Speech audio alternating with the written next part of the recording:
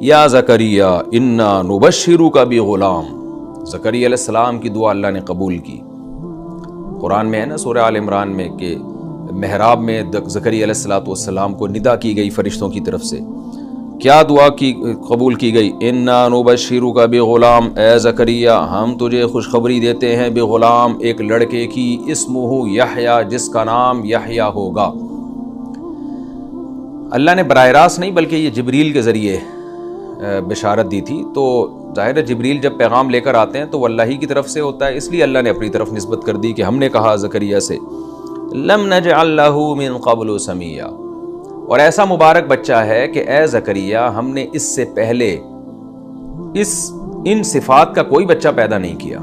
میں نے بتایا تھا نا کہ ترجمے میں کہ اس کی دو تفسیریں، ایک تو یہ کہ اس نام کا کوئی نہیں، لیکن زیادہ راجح قول یہ کہ ان صفات کا کوئی بچہ پیدا نہیں ہوا. تو یہاں ایک اشکال ہوتا ہے کہ بھئی سارے پیغمبر اچھی صفات پہ دنیا میں آئے، ابراہیم علیہ السلام بھی، عیسیٰ علیہ السلام بھی، عیسیٰ علیہ السلام تو بعد میں آئے تھے، داؤد علیہ السلام. تو یہ کیا بات ہے، ان میں کون سی ایسی خاص بات تھی؟ تو اس کا تذکرہ قرآن میں آگے آ رہا ہے کہ یحییٰ علیہ السلام کو 3 صفات ایسی دی گئی ہیں جن میں بہت زیادہ کمال پیدا کیا گیا. ہر اچھی صفت پیغمبر کو دی جاتی ہے، لیکن ہر پیغمبر میں کا کوئی خاص امتیازی وصف ہوتا ہے جو انہیں دوسرے پیغمبروں سے ممتاز کرتا ہے. جیسے موسیٰ علیہ السلام کلیم اللہ تھے، کلیم ہونا آپ کی ایک صفت تھی، یہ مقام اللہ نے کسی اور پیغمبر کو نہیں دیا. ہمارے نبی صلی اللہ علیہ وسلم آخری نبی ہیں، اور آپ کے دنیا میں آنے کے بعد تمام شریعتیں منسوخ ہو گئیں اور آپ ساری دنیا کے سارے انسانوں کے لیے آئے. یہ جو وصف ہے یہ اللہ نے کسی اور پیغمبر کو نہیں دیا.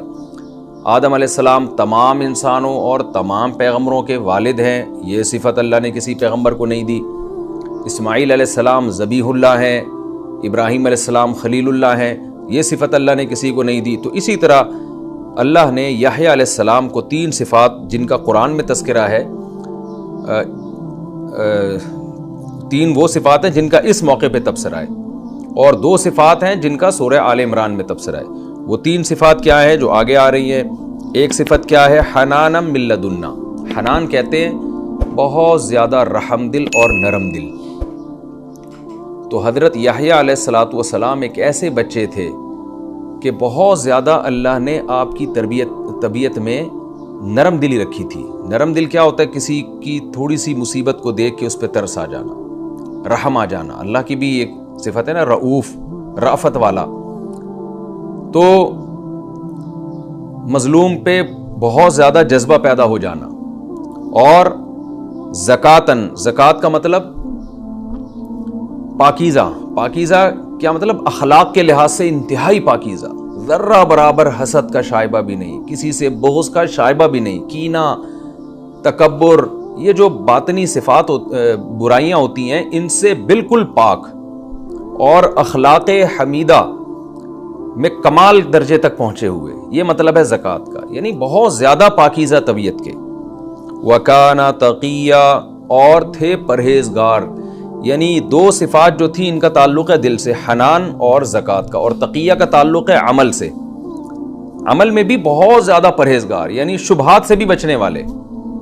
ایک ہوتا ہے نا یعنی تقوی کے اعلیٰ مقام پہ ذرا سا پتہ چل جائے کہ اس عمل میں اللہ کی ناراضی تو دور کی بات، اللہ کی ناراضی کا شائبہ بھی ہے، اس عمل سے بھی دور رہنے والے. یہ عملی آپ کے اندر یہ ایک صفت تھی. اور سورہ آل عمران میں کیا ہے؟ سیدن و حصوراً، کہ سید بھی تھے، حصور بھی. کیا مطلب؟ سردار. اللہ نے آپ کو ایسی صفات سے نوازا تھا کہ سرداری آپ کے لائق تھی، لوگ آپ کو سردار بناتے. اور حصور کا مطلب، اب حصور کے 2 مفہوم بیان کیے گئے ہیں. ایک مفہوم تو یہ کہ عورت سے اجتناب کرنے والے، حصور.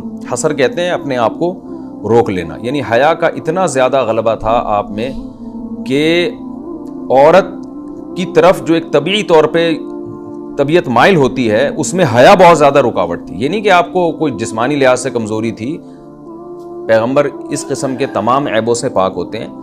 تو مردانہ وجاہت یا مردانہ لحاظ سے جو انسان میں قوت اور طاقت ہوتی ہے وہ تو علی وجہ الکمال تھی، لیکن حیا کا غلبہ اور خدا کے خوف کا غلبہ اور جو ہے حیا کا غلبہ اتنا زیادہ تھا کہ عورت کی طرف میلان نہیں تھا. اب اس کے بھی 2 مفہوم بیان کیے گئے کہ عورت کی طرف میلان نہ ہونے کا کیا مطلب ہے. بعض لوگ تو اس طرف گئے ہیں کہ نکاح کی رغبت بھی نہیں تھی، لیکن راجح قول یہ ہے کہ ایسا نہیں ہے.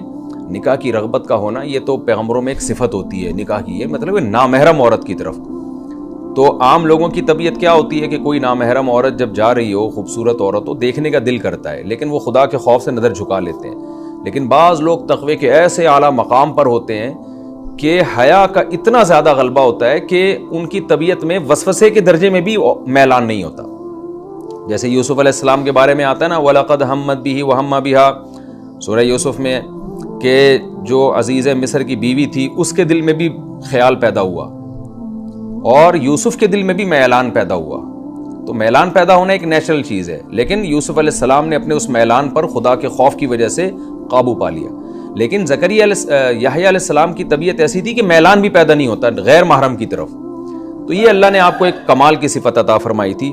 اب حصوراً یا تو ایک الگ صفت ہے یا تقیہ میں ہی داخل ہے وہ، تو اگر ایک الگ صفت مانے تو وہ چوتھی صفت ہو گئی، اور اگر تقیہ کے مفہوم میں ہی داخل کریں تو تقیہ ہی کے کمال یہ ہے کہ حصور ہو جائے انسان، اور غیر کی طرف جہاں ذرا سا بھی گناہ کا شائبہ بھی ہو اس طرف وسوسے کے درجے میں بھی اس چیز کا خیال نہ آئے۔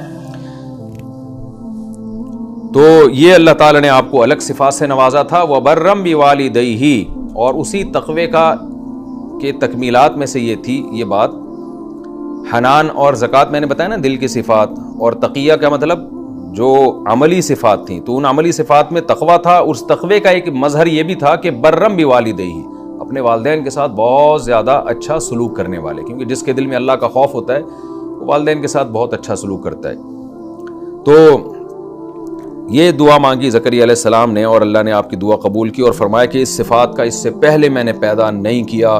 قال ربی انا یکون لی غلام، زکریا علیہ السلام نے فرمایا اے میرے رب میرے اولاد کیسے ہو جائے گی، وکانت امراتی عاقرا، میری بیوی تو بانجھ ہے، وقد بلغت من الکبر عتیا، اور میں بڑھاپے کی بھی انتہا کو پہنچ چکا ہوں۔ کیا مطلب یہ کہ اللہ تو نے مجھ سے اولاد کا تو وعدہ کر لیا، خوشخبری مل گئی، اس کی صورت کیا ہوگی؟ کوئی فرشتہ مجھے اولاد لا کے گود میں میری زوجہ کی گود میں رکھ کے چلا جائے گا؟ کیونکہ اس بڑھاپے میں حمل تو ٹھہرتا نہیں ہے، نہ میرے اندر زوجہ سے مقاربت کی قوت اور طاقت ہے، اور نہ میری زوجہ کو، جو ایک جوان عورت کو حیض آتا ہے، مینسز آتے ہیں، وہ بھی نہیں آتے، تو اس میں تو اولاد کا امکان اسباب کی دنیا میں ختم ہو گیا۔ اب تو نے جو وعدہ کیا ہے تو اس کی صورت کیا بنے گی؟ یہ حضرت زکریا علیہ السلام کو اولاد کا شوق اتنا تھا نا کہ جب کوئی آپ سے وعدہ کر لے، یعنی ایک اشکال ہوتا ہے نا کہ بھئی جب اللہ نے وعدہ کر لیا آپ کو اولاد مل جائے گی، تو زکریا علیہ السلام کو تسلی ہو جانی چاہیے تھی، بیٹھ جاتے بس، جیسے اللہ دینا چاہے گا دے دے گا، پھر اللہ سے سوال کیوں پوچھ رہے ہیں کہ کیسے ہوگی؟ اس کا جواب یہی ہے کہ جب کسی چیز کا بہت زیادہ شوق ہوتا ہے انسان کو اور خوشخبری ملتی ہے، تو یہ اس کے دل میں یہ خیال آنا کہ اللہ اس کی کیا صورت ہوگی، یہ کیسے ہوگا، یہ نیچرل ہے، اور پیغمبروں کا اللہ سے تعلق ہے۔ لہذا زکریا علیہ السلام نے اللہ سے پوچھا ہے اللہ انا یکون لی غلام، میرے اولاد ہوگی کیسے؟ وکانت امراتی عاقرا، بیوی بانجھ بھی ہے اور میں بھی بڑھاپے کی انتہا کو پہنچ گیا، اب کوئی فرشتہ لا کے ہمیں بچہ دے گا، پکڑائے گا، یہ کیا صورت بنے گی؟ تو قال کذالک، اللہ نے فرمایا کذالک، اسی طرح ہوگا، تجھے اولاد ملے گی۔ کیسے ملے گی؟ یہ یعنی اس میں اللہ نے اشارہ کر دیا کہ جیسے اولاد سب کے ہوتی ہے ایسے ہی تجھے ہوگی، یعنی تو جو یہ کہہ رہا ہے کہ میں بوڑھا ہو گیا، بیوی بانجھ ہو گئی، اس کی اللہ کی نظر میں کوئی حیثیت نہیں ہے، ایسے ہی اولاد ہوگی جیسے نیچرل طریقہ اولاد کے پیدا ہونے کا ہے۔ کیوں؟ وقد بلغت هو علی ہین وقد خلقتک من قبل ولم تک شیئا، کہ یہ کام مجھ پر بہت آسان ہے، یعنی تو یہ اشکال کر رہا ہے کہ میں بوڑھا اور بیوی بانجھ، تو یہ تیرے لیے عجیب بات ہے، میرے لیے عجیب بات نہیں ہے۔ ہوا علی ہین، یہ سب کام مجھ پر بہت آسان ہے کہ عورت بانجھ ہو اور شوہر بوڑھا ہو پھر بھی میں اولاد دے سکتا ہوں، اور اس کی دلیل کیا ہے؟ وقد خلقتک من قبل، اے زکریا اس سے پہلے میں نے تجھے بھی تو پیدا کیا ہے، ولم تک شیئا، اور تو کچھ بھی نہیں تھا، پانی کا ایک قطرہ تھا جس سے میں نے تجھے بنا لیا۔ تو جو پانی کے قطرے سے انسان بنا سکتا ہے وہ بڑھاپے میں اولاد نہیں دے سکتا، تو یہ کوئی اچھمبے کی بات نہیں ہے، کوئی آسمان سے فرشتہ نہیں آئے گا، ایسا ہی ہوگا جیسے سب کے اولاد ہوتی ہے۔ اب زکریا علیہ السلام پھر اللہ کے سامنے گڑ گڑانے لگے، کیونکہ اب زکریا علیہ السلام کو یقین ہو گیا بھائی بیوی کو حمل ٹھہرے گا اور اولاد ہوگی۔ رب اجعل لی آیا، اے اللہ کوئی علامت بتا دے، کیونکہ پہلے زمانے میں نہ الٹرا ساؤنڈ ہوا کرتا تھا اور نہ کوئی جو ہے وہ جدید آلات تھے جس سے حمل کا پتہ چلتا، 3 4 مہینے کے بعد جا کے جب بچے کا ایک پیٹ میں وزن ہوتا تو عورت کو احساس ہوتا۔ زکریا علیہ السلام اتنے خوش تھے اور اتنی اولاد کی طلب تھی آپ کو کہ گویا کہ مچلنے لگے اب یہاں بھی ایک اشکال ہوتا ہے نا کہ جب اللہ نے کہہ دیا کہ بھئی بیوی کو حمل ہوگا، آپ کی اولاد ہوگی، تو آرام سے تسلی کر کے بیٹھ جاتے، لیکن نہیں ہے اللہ مجھے نشانی بتا دے. یہ انسان کی فطرت ہے اور یہ عبدیت کا تقاضا ہے. اللہ کے سامنے استغنا کرنا یہ عبدیت کے خلاف ہے. بڑوں کے سامنے استغنا کرنا یہ بھی ایک تکبر ہے. تو جب کوئی بڑا آپ کو گفٹ دے رہا ہو نا تو آپ کو چاہیے آپ خوشی کا اظہار کریں. آپ استغنا نہ کریں کہ اچھا ٹھیک ہے آپ نے وعدہ کیا تو ٹھیک ہے، مجھے پتہ ہے آپ وعدہ پورا کریں گے، تو جب آپ پورا کرنا ہو تو مجھے بتا دیجیے گا. نہ آپ جب عید کا دن ہوتا ہے اور بچے عیدی کے لیے مچلتے ہیں، بھاگتے ہیں آپ کے پیچھے، تو ماں باپ کو یہ عمل اچھا لگتا ہے بچوں کا. جب آپ کوئی گفٹ دیتے ہیں تو اچھا لگتا ہے ماں باپ کو کہ بچے اس پہ خوش ہو جائیں. تو اللہ تعالیٰ کو بھی یہ عمل اچھا لگتا ہے کہ میں جب کسی بندے کو نعمت دوں تو وہ خوشی کا اظہار کرے. تو زکریا علیہ السلام فوراً کہنے لگے رب اجعل لی آیا، اللہ کوئی علامت بتا دے مجھے، جب میری بیوی کو حمل ٹھہرے مجھے پتہ چل جائے تاکہ میری خوشی میں اور زیادہ اضافہ ہو. قال آیتک اللہ تکلم الناس، اللہ نے فرمایا اے زکریا تیری نشانی یہ ہے. دیکھیں اللہ کی جب رحمت ہوئی ہے تو پھر اللہ تعالیٰ بھی زکریا علیہ السلام کی ساری دعائیں قبول کرتے جا رہے ہیں. آیتک اللہ تکلم الناس، تیری نشانی ہے کہ تو لوگوں سے کلام نہیں کر سکے گا. ثلاث لیال سویہ، مکمل 3 راتیں، یعنی آپ کی زبان بند ہو جائے گی، بولنے کی طاقت اللہ آپ سے چھین لے گا. تو جب بولنے کی طاقت اللہ چھین لے تو سمجھ لیں کہ آپ کی زوجہ کو حمل ٹھہر گیا ہے اور اللہ کی طرف سے خوشخبری آ گئی ہے. فخرج علی قومہ من المحراب، حضرت زکریا علیہ السلام مسجد اقصی میں جہاں عبادت کیا کرتے تھے وہاں محراب سے نکلے. فاوحی الیہم، اور لوگوں کو اشارے سے کہنے لگے. کیا مطلب؟ اللہ نے آپ کی زبان بند کر دی اور آپ سمجھ گئے کہ اللہ کی طرف سے یہ خوشخبری آ گئی ہے. اور لوگوں سے کیا کہنے لگے؟ ان سبحوا بکرۃ وعشیہ، لوگوں اللہ کی پاکی بیان کرو صبح بھی اور شام بھی.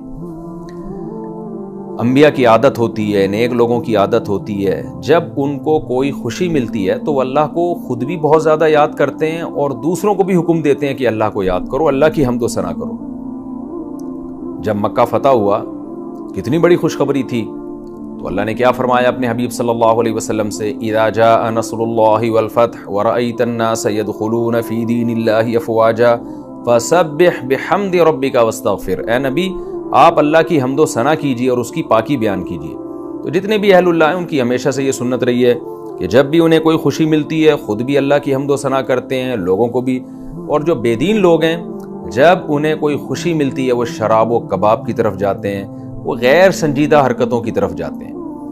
تو زکریا علیہ السلام نے اپنی قوم سے فرمایا ان سبحوا بکرۃ وعشیہ، لوگوں اللہ کی پاکی بیان کرو صبح بھی اور شام بھی، یعنی کثرت سے اللہ کا ذکر کرو. یا یحییٰ خذ الکتاب بقوہ، حضرت زکریا کے اولاد ہوئی اور یحییٰ علیہ السلام شعور کی عمر کو پہنچے.